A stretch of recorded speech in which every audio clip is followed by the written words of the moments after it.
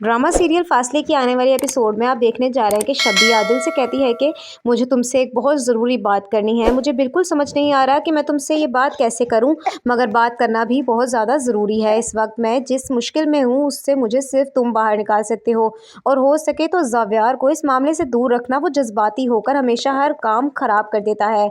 तो ये सुनते साथ ही आदिल कहता है कि क्या हुआ है शबी, आखिर ऐसी भी क्या बात हो गई कि तुम इतनी परेशान हो रही हो? मुझे सब कुछ बताओ, मैं ज़रूर तुम्हारी मदद करूँगा। तुम मुझे डरा रही हो ऐसे, मुझे साफ-साफ बताओ आखिर मसला क्या है?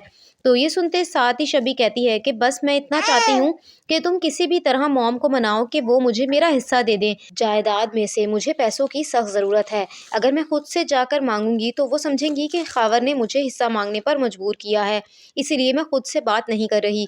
तो ये सुनते साथ ही आदिल कहता है कि क्या है शबी, ऐसी भी क्या ज़रूरत आ गई?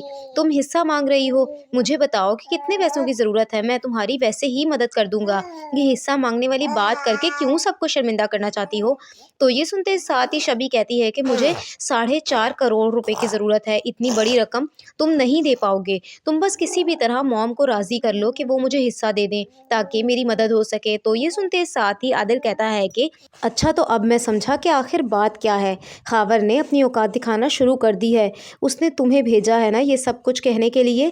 उसने तुमसे शादी की थी जिस मकसद के लिए, आखिरकार उस मकसद में वो कामयाब होने जा रहा है। तो ये सुनते साथ ही शबी कहती है कि तुम गलत समझ रहे हो, ऐसा कुछ भी नहीं है।